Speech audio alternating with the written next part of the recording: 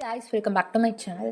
இன்னைக்கு இந்த வீடியோவில் நம்ம நிஃப்டியோட ப்ரிடிக்ஷன்ஸ் தான் பார்க்க போகிறோம். அதாவது ஃபியூச்சரில் நிஃப்டி இப்படி இருக்கலாம், அப்கமிங் டேஸில் எப்படியெல்லாம் இருக்கும் அப்படிங்கிற மாதிரி ஒரு சின்ன ப்ரிடிக்ஷன்ஸ் தான் நம்ம பார்க்க போகிறோம். இது 100 அவுட் ஆஃப் 100 அக்யூரேட் அப்படின்னு நான் சொல்ல வரல. பட் எனக்கு தெரிஞ்ச அளவுக்கு நான் சில விஷயங்கள் யோகிச்சு உங்களுக்கு சில ப்ரிடிக்ஷன்ஸ் கொடுக்க போகிறேன். ஸோ வாங்க வீடியோக்குள்ளார போகலாம். ஸோ நிஃப்டியோட சார்ட் நான் இப்போ எடுத்து வச்சுருக்கேன். நான் டேயில் வச்சுருக்கேன், ஓகேங்களா? டே டைம் ஃப்ரேமில். நீங்களும் டே டைம் ஃப்ரேமில் வச்சு பார்த்தீங்கன்னா உங்களுக்கு நல்லாவே தெரியும். இதில் பாருங்கள், செப்டம்பர் 27 ஃப்ரைடேல இருந்து கிட்டத்தட்ட நவம்பர் 21 தேர்ஸ்டே வரைக்குமே பார்த்தீங்கன்னா நிஃப்டி செல்லிங் ப்ரெஷரில் இருந்திருக்கு. அதாவது பியரிஷ் மார்க்கெட்டில் அப்படின்னு நம்ம சொல்லலாம், ஓகேவா? இப்போ எதனால இது இங்கே வந்தது, இப்படி இறங்கியிருக்கு மார்க்கெட், நிஃப்டி இறங்கியிருக்கு அப்படிங்கிற ரீசன் நம்ம அடுத்தது பார்க்கலாம். இப்போ இந்த இதில் என்ன நடந்திருக்கு, என்ன விஷயங்கள்லாம் நம்ம யூகிக்க முடியும், எந்தெந்த விஷயங்கள்லாம் இந்த இதில் மாற்றம் ஆயிருக்கு அப்படிங்கிறத நான் சொல்கிறேன். ஸோ ஃபர்ஸ்ட் 21 வியாழக்கிழமை நவம்பர் மாதம் என்ன ஆயிருக்கு, க்ளோஸ் வச்சுட்டு அடுத்த நாள் அதாவது 22 நவம்பர் ஃப்ரைடேல இருந்து என்ன ஆயிருக்கு, ஏற ஆரம்பிச்சிருக்கு. அடுத்தது இது ட்ரெண்ட் ரிவர்சல் ஆகுமா, இல்லை மறுபடியும் என்ன சொல்றது, ஒரு ஃபேக் அவுட் கொடுத்து கீழே இறங்கிருமா அப்படிங்கிறது நம்ம அடுத்தடுத்து பார்க்க போறோம். ஸோ இந்த இடத்துல க்ளோஸ் வச்சிருக்கு அப்படின்னு நான் சொன்னல. க்ளோஸ் வச்சுட்டு இந்த இடத்துல இருந்து சப்போர்ட் எடுக்க ஆரம்பிச்ச நிஃப்டி இப்போ மேலே ஏறி இருக்கு. இதை ஏன் நம்ம சப்போர்ட் அப்படின்னு நம்ம சொல்றோம்? இந்த சப்போர்ட் எந்த அளவுக்கு ஸ்ட்ராங்கஸ்டான சப்போர்ட் அப்படிங்கிறத நான் எக்ஸ்பிளைன் பண்றேன். இதுக்கு ப்ரிவியஸா, அதாவது எங்கன்னு பார்த்தீங்கன்னா நல்லா இந்த இடத்துல பார்த்துக்கோங்க. அதாவது ஜூன் 24, 2024 மண்டே அன்னைக்கு இங்கே ஒரு என்ன இருக்கு, சப்போர்ட் எடுத்திருக்கு நிஃப்டி. அதே சப்போர்ட் தான் இந்த இடத்துல என்ன இருக்கு, சப்போர்ட்டாவே ஆக்ட் ஆயிருக்கு. ஏன் இதை ஸ்ட்ராங்கஸ்ட் சப்போர்ட் நான் சொல்றேன்னா, இதுக்கு முன்னாடி அதாவது ஜூன் 13 தர்ஸ்டேல இருந்து ஜூன் 21 ஃப்ரைடே வரைக்குமே இந்த நிஃப்டியால என்ன பண்ண முடியலன்னா, இங்க ஒரு சப்போர்ட் எடுக்க முடியல. ட்ரை பண்ணிருக்கு, ஆனா அது என்ன இருக்கு, ஸ்பைக் விட்டு மேலேயே போயிருக்கு.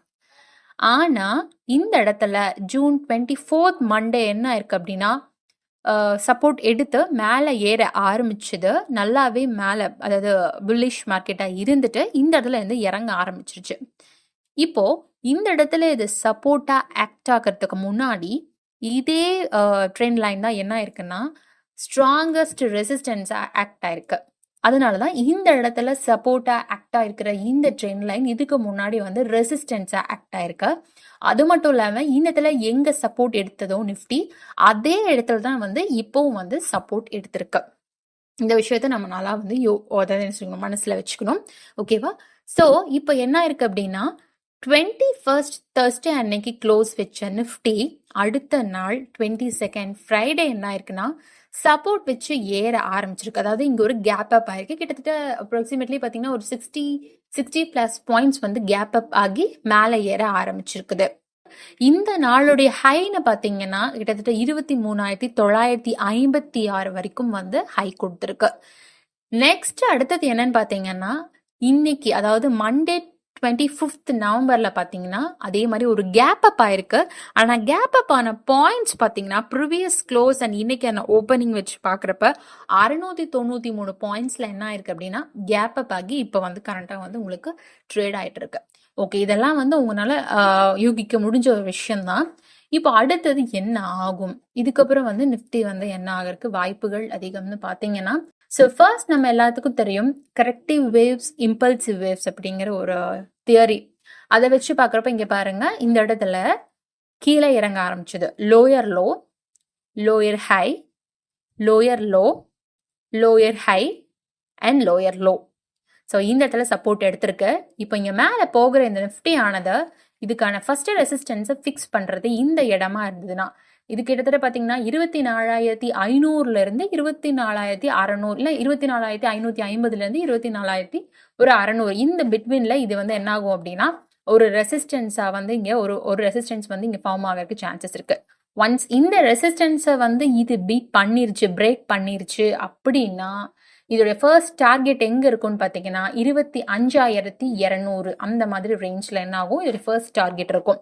ஒன்ஸ் இதோட ஃபர்ஸ்ட் டார்கெட்டே இதை அச்சீவ் பண்ணிடுச்சு அப்படின்னா கண்டிப்பா அதோட செகண்ட் டார்கெட் எங்க இருக்கும்னு பாத்தீங்கன்னா மேக்சிமம் 26,280 ஒரு 300 வரைக்குமே இது என்ன ஆகும் மேலே போகிறதுக்கு வாய்ப்புகள் அதிகம். ஸோ இங்கே வச்சு பார்க்குறப்ப நமக்கு என்ன ஆகுது, இங்கே இருக்கிற இந்த சப்போர்ட்டுக்கு ரெசிஸ்டன்ஸ் 3 இருக்கிறதா கூட நீங்கள் எடுத்துக்கலாம். ஸோ ஃபர்ஸ்ட் ரெசிஸ்டன்ஸ் இது அண்ட் செகண்ட் இது அண்ட் தேர்ட் ரெசிஸ்டன்ஸ் இது. ஒன்ஸ் இது இந்த ப்ரீவியஸ்ல இருக்கிற இந்த லோயர் ஹை இருக்கு பார்த்தீங்களா, இந்த ஸ்பைக்கை அதாவது இந்த போர்ஷனை இது என்ன சொல்றது, இது பிரேக் பண்ணிருச்சு அப்படின்னா அப்பதான் நம்ம என்னெல்லாம் எடுத்துக்கலாம் அப்படின்னா ட்ரெண்ட் ரிவர்ஸ் ஆயிருக்கு அப்படின்னு நம்ம எடுத்துக்க முடியும். ஏன் அப்படின்னா lower low lower high lower low lower high lower low, அடுத்தது லோயர் ஹை தான் வரணும். அதுக்கு மாறா இது வந்து ஹையர் ஹைன்னு கொடுத்துருச்சு, லோயர் ஹைக்கு பதிலாக ஹையர் ஹை கொடுத்துருச்சுன்னா அப்பதான் நம்ம வந்து ட்ரெண்ட் ரிவர்சல்னு சொல்ல முடியும். அது முன்னாடி வரைக்கும் நம்ம வந்து ட்ரெண்ட் ரிவர்சல் ஆயிடுச்சு அப்படின்னு நம்ம வந்து அக்யூரேட்டா சொல்ல முடியாது. அங்கேயுமே ஒரு சின்ன பிரேக் அவுட் ஆகிறதுக்கு வாய்ப்புகள் அதிகம். எப்படின்னு பாத்தீங்கன்னா இங்க வந்து ஹையர் ஹை கொடுத்துட்டு டக்குன்னு மறுபடியும் ஒரு கேண்டில் வச்சு கீழே இறங்குறதுக்கும் வாய்ப்புகள் இருக்கு. நம்ம எப்படி வேணாலும் நம்ம எடுத்துக்கலாம். அதனால இந்த இடத்துல அதாவது நான் சொன்னல 24,550 இருந்து 24,600 அந்த பாயிண்ட்ஸ்ல வந்து அந்த இன்பிட்வீன் பாயிண்ட்ஸ்ல க்ளோஸ் வச்சு மறுபடியும் ஒரு ஃப்ரெஷ் கேண்டில் வந்து அது அந்த இடத்துல ஐ மீன் அதுக்கு மேல ஓப்பன் ஆகுது அப்படின்னா கண்டிப்பா இது வந்து 25,200க்கு மேல என்ன ஆகும், போகிறதுக்கு வாய்ப்புகள் ரொம்பவுமே அதிகம். ஓகேவா, இதுதான் வந்து அப்கமிங் டேஸ்ல நடக்கிறதுக்கு வாய்ப்புகள் இருக்கு. அடுத்தது இந்த நிஃப்டி ஏன் வந்து இன்னைக்கு அதாவது செப்டம்பர் 27th இருந்து செப்டம்பர் 21st வரைக்கும் ஏன் பியரிஷ் மார்க்கெட்ல இருந்திருக்கு, ஏன் இந்த அளவுக்கான செல்லிங் ப்ரெஷர், அதுக்கான ரீசன்ஸ்லாம் என்னென்ன இருக்கும் அப்படின்னு நம்ம பார்க்கலாம். ஸோ ஃபர்ஸ்ட் என்னன்னு பார்த்தீங்கன்னா ஜியோ பாலிட்டிக் இஷ்யூஸ். என்னன்னு பார்த்தீங்கன்னா நமக்கு தெரியும் ரஷ்யா உக்ரைன் இஷ்யூஸ் இருக்கு அண்ட் இஸ்ரேல் ஹமாஸ் இஷ்யூஸ்லாம் போயிட்டு இருக்கு, வார்ஸ்லாம் போயிட்டு இருக்கு. அதுவும் வந்து இதுல ஒரு பார்ட் அப்படின்னு சொல்லப்படுது. அதுக்கப்புறம் வந்து ரீசெண்டா வந்து யூஎஸ் எலெக்ஷன் நடந்துச்சு. ஸோ இந்த மாதிரி காரணங்கள்னாலையும் நிஃப்டியும் இந்த மாதிரியான செல்லிங் ப்ரெஷரை சந்திக்க நேரிட்டு இருக்கு அப்படின்னு நம்ம எடுத்துக்கலாம். அடுத்தது பாத்தீங்கன்னா எஃப்ஐஐ அண்ட் டிஐஐடைய ட்ரேடிங் ஆக்டிவிட்டி எடுத்து பாக்குறப்ப இங்க பாருங்க, இப்போ 22 நவம்பர் 2024 பாருங்க அவங்களுடைய கிராஸ் பர்ச்சேஸ் 16,985.36 கோடி, சேல்ஸ் பார்த்தீங்கன்னா 18,263.73 கோடி. அண்ட் இவங்க நெட் பர்ச்சேஸ் டோட்டலாக பார்க்கும்போது 1,278.37 பாயிண்ட்ஸ் வந்து உங்களுக்கு என்ன இருக்குன்னா நெகட்டிவா இருக்கு. நாட் ஒன்லி 2024 நவம்பர் 22, கிட்டத்தட்ட லாஸ்ட் ஃபியூ டேஸ் ரொம்ப நாளாவே நவம்பர் 1st இருந்தே உங்களுக்கு வந்து என்னதான் இருக்கு, செல்லிங் ஐ மீன் செல் மட்டும் தான் பண்ணியிருக்காங்க. செல் பண்ணியிருக்காங்க அப்படின்னா ஃபாரின் இன்ஸ்டிடியூஷனல் இன்வெஸ்டர்ஸ்லாம் வந்து நம்மளோட இந்தியன் மார்க்கெட்ல பணம் போடணும். ஓகேங்களா, அப்பதான் வந்து நிஃப்டி என்ன ஆகுதுன்னா அடுத்தடுத்தது புல்லிஷ் ட்ரெண்ட் ஆகிறதுக்கு வாய்ப்புகள் அதிகமாயிட்டே இருக்கும். அவங்க இங்க வந்து இன்வெஸ்ட் பண்ணணும், கரெக்டுங்களா? பட் அவங்க இன்வெஸ்ட் பண்றதுக்கு பதிலா இங்க இருந்து காசை எடுத்திருக்காங்க. எப்பவுமே வந்து அமௌண்ட் வந்து எடுத்தோம் அப்படின்னா தான் மைனஸ், போட்டோம் அப்படின்னா பாசிட்டிவ் பிளஸ்.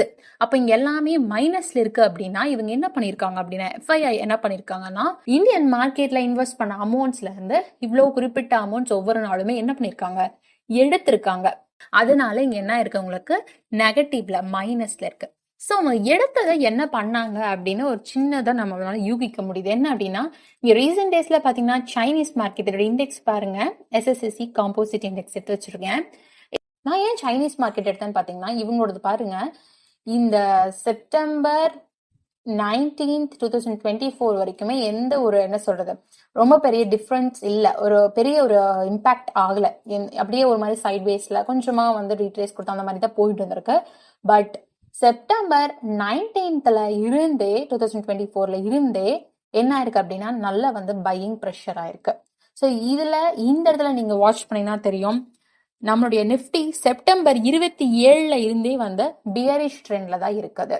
ஸோ இங்க 27ஆம் தேதி செப்டம்பர்ல இருந்து பியரிஷ், ஆனா சைனா மார்க்கெட்ல செப்டம்பர் 19th இருந்தே வந்து புல்லிஷ் மார்க்கெட்ல இருந்திருக்கு.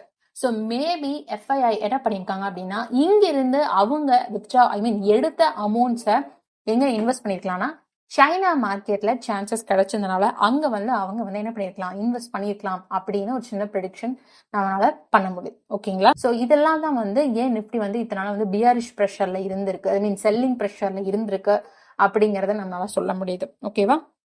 ஸோ இந்த வீடியோ உங்களுக்கு யூஸ்ஃபுல்லாக இருக்கும்னு நினைக்கிறேன். அண்ட் இதே மாதிரி நிறையா ஸ்டாக்ஸ் அண்ட் இண்டெக்ஸ் ப்ரெடிக்ஷன்ஸ்லாம் வந்து நம்ம அப்கமிங் வீடியோஸில் நம்ம எக்ஸ்பிளைன் பண்ணலாம் அப்படின்னு நான் இருக்கேன். ஸோ இந்த வீடியோ உங்களுக்கு யூஸ்ஃபுல்லாக இருக்குது அப்படின்னா உங்கள் ஃப்ரெண்ட்ஸ் அண்ட் ஃபேமிலிக்கு ஷேர் பண்ணுங்கள். இதே மாதிரி இன்னொரு வீடியோவில் நான் உங்களை சந்திக்கிறேன். ஸோ யாராருக்கெல்லாம் இந்த நிஃப்டி ப்ரெடிக்ஷன் யூஸ்ஃபுல்லாக இருக்குது அப்படின்னா கமெண்ட் செக்ஷனில் எஸ் அப்படின்னு ஒரு சின்ன கமெண்ட் லீவ் பண்ணுங்கள். ஸோ நெக்ஸ்ட் வீடியோவில் மீட் பண்ணலாம். Thank you and take care.